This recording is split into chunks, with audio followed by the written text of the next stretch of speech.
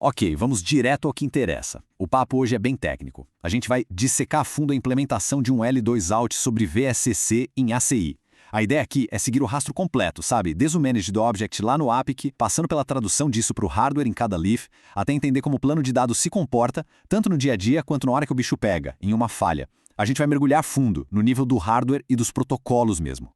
Então, para a gente organizar a conversa, o nosso roteiro é este aqui. Primeiro a gente define qual é o problema real, tanto do ponto de vista do plano de controle quanto do de dados. Depois, vamos ver qual é o jeito certo de configurar isso lá no APIC. Daí para frente, o mergulho fica mais fundo. Mecanismos de consistência, prevenção de loops e, para fechar, a gente discute uns cenários de falha e as implicações que isso tudo tem no design da rede.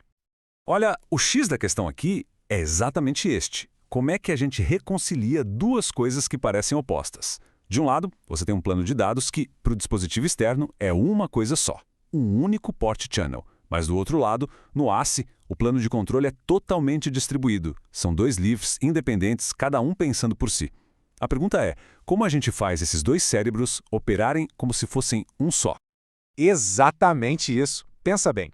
O dispositivo lá na ponta, via LSCP, enxerga e negocia um port channel único. Só que do lado do ACI, a história é outra. A gente tem duas Station Tables, uma em cada leaf. Dois processos de aprendizado de Mac rodando em paralelo. E o mais importante, dois ASICs que precisam ser programados de forma absolutamente idêntica para tomar decisões de encaminhamento consistentes. Qualquer coisinha fora do lugar, qualquer assimetria nessa programação, e o resultado é black hole de tráfego ou uma instabilidade tremenda na rede. E a solução para essa dualidade toda começa, claro, lá no modelo de objetos do APIC.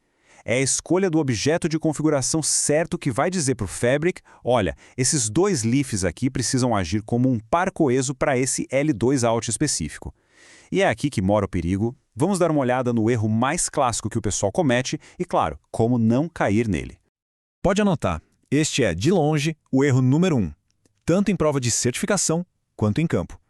É a galera tentando configurar as pernas do VPC como se fossem interfaces separadas em cada leaf. E por que isso dá errado? Simples. O ACI perde totalmente o contexto de que aquelas duas portas físicas são, na verdade, uma única entidade lógica. O resultado? A programação simétrica vai por água abaixo, as checagens de consistência do VPC falham miseravelmente e você acaba com uma porta suspensa ou, pior, um comportamento completamente maluco na rede. Então, o jeito certo de fazer é usando o objeto VPC Interface Policy Group.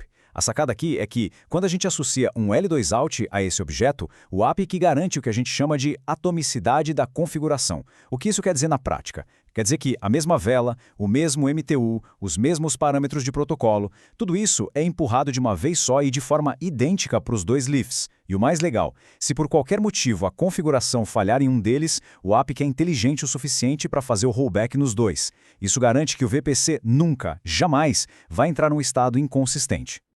Beleza, então configuramos do jeito certo, usando o objeto correto. Agora o ponto crucial é entender o que acontece debaixo do capô, né? Quais são as verificações automáticas e os mecanismos de prevenção de loop que essa configuração habilita. Porque o ACI é ótimo em abstrair a complexidade, mas nós, como arquitetos, precisamos saber exatamente o que está rolando no hardware para conseguir diagnosticar uma falha quando ela aparecer. É aqui que entra em cena o CFS, o Cisco Fabric Services, rodando sobre o Peer Link do VPC. É ele o responsável por trocar e validar esses parâmetros todos, que são conhecidos como verificações de consistência tipo 1. Isso é coisa séria. Se tiver uma falha aqui, um MTU diferente entre os leafs, por exemplo, o VPC Manager em um deles não pensa duas vezes. Ele suspende a porta do port channel localmente, para evitar o que a gente chama de Mismatched Type 1. Por isso que o Policy Group lá no APIC é tão fundamental. Ele funciona como a única fonte da verdade, garantindo que não vai ter divergência. Agora, vamos falar do principal mecanismo de prevenção de loop aqui. E preste atenção, isso aqui não é uma regra de software, não é um processo rodando no CPU, é uma imposição de hardware, direto no ASIC. Vamos fazer um packet walk mental aqui. Imagina a cena. Um frame chega no leaf 101, vindo pela porta do VPC. No exato momento do ingresso, o ASIC já marca um bit interno, lá nos metadados do pacote, que identifica a VPC Source Port ID. Agora, vamos supor que seja um broadcast. O lookup de encaminhamento decide que precisa mandar esse frame pelo peer link até o leaf 102. Beleza. O leaf 102 recebe o pacote. Só que, na hora de encaminhar esse pacote para sua própria perna do VPC, o ASIC de egresso olha os metadados, vê aquele bit VPC source marcado e pronto. A regra de Split Horizon é aplicada e o frame é descartado na hora. Simples assim. É uma prevenção de loop a wire speed.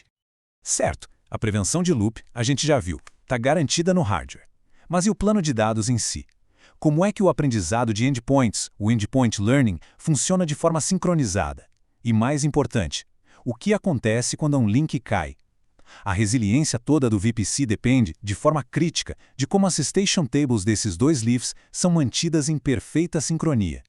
E aqui a coisa é crítica. Pensa no fluxo. O Leaf 101 aprende um MAC novo na sua porta VPC. Na mesma hora, ele dispara essa informação na sua station table local. Imediatamente, sem perder tempo, ele dispara uma atualização via COP, o Council of Oracles Protocol, lá para o banco de dados do Spine, a nossa Global Station Table. O que o Spine faz? Ele atua como oráculo e reflete essa informação para o outro lado, para o Leaf 102, que pega essa informação e instala na sua própria Station Table. O nome disso é sincronização zero copy. O resultado? Se o link do Leaf 101 cair, o 102 já sabe de tudo, ele já tem a entrada do MAC e assume o tráfego na hora, sem precisar reaprender nada. Agora vamos pensar num cenário clássico, um vMotion silencioso. A VM se move para um host que, pelo hash do port channel, manda o tráfego dela pelo Leaf 102. Só que o ACE ainda acha que o MAC dela está pendurado no Leaf 101. O que acontece? O tráfego de retorno para essa VM pode acabar chegando no Leaf 101, o Leaf errado. O ASIC do 101, na hora de encaminhar, vai ver que a porta de saída, o VPC, não é a mesma porta onde ele aprendeu aquele MAC. O que ele faz? Ele dá um bounce no pacote, encaminha ele pelo peer link para o 102. Essa ação é genial, porque ela faz duas coisas. Primeiro, garante que o pacote seja entregue, e segundo, sinaliza para o plano de controle que, opa, tem coisa errada aqui, precisa rolar um reaprendizado para atualizar a localização desse endpoint. Bom, agora vamos entrar numa daquelas questões de arquitetura que sempre aparecem em ambientes multitenant, sabe? Onde a sobreposição de recursos é uma dor de cabeça constante. A pergunta que não quer calar é a seguinte: o escopo de uma VLAN num Leaf ACI é global ou é por porta? Vamos ser práticos. Se dois tenants diferentes, em VRFs completamente separadas, precisarem usar a mesmíssima VLAN 500 no mesmo par de Leafs em VPC, o hardware consegue separar as coisas? Ele consegue distinguir esses dois domínios de broadcast que, numericamente, são idênticos? E a resposta, como quase sempre nesses casos, está no ASIC. A primeira geração de hardware, a galera da série Ash, tinha um escopo de VLAN que era global por switch. Ou seja, VLAN 500 era VLAN 500 em todas as portas e ponto final. Já os ASICs mais novos, da série GX para frente, implementam o que a gente chama de Port Local VLAN Scope. Aqui, o que é único é a tupla, o par porta VLAN ID. Isso tecnicamente permite a reutilização, mas, vamos ser sinceros, do ponto de vista de operação e principalmente de troubleshooting, reutilizar VLANs no mesmo par de VPC é pedir para ter dor de cabeça. A recomendação de design, a mais conservadora e segura é: use sempre VLANs únicas por par de Leafs, não importa o que o hardware suporte. Beleza. Então, para a gente amarrar tudo isso que a gente discutiu, podemos resumir em 3 pilares arquitetônicos. Se esses 3 princípios forem entendidos e, mais importante, respeitados, o design de um L2 Out sobre VPC vai ser sempre robusto e, acima de tudo, previsível. Então, vamos lá. Os 3 pilares. Primeiro, configuração atômica. Isso significa usar o objeto de VPC explícito lá no APIC para garantir que a programação seja simétrica nos dois lados. Segundo, consistência de políticas. Isso é imposto pelo CFS para evitar aqueles erros de mismatched type 1 que derrubam a porta. E terceiro, prevenção de looping hardware. É confiar na regra de Split Horizon do ASIC que torna o spanning tree desnecessário nesse contexto. Negligenciar qualquer um desses 3 pilares é a receita certa para criar falhas muito, mas muito difíceis de diagnosticar depois. E para a gente fechar, tudo isso nos leva a uma última questão de arquitetura para a gente pensar. A gente viu a complexidade, mas também o poder do VPC. Só que isso nos força a perguntar: quais são os trade-offs? Será que sempre vale a pena?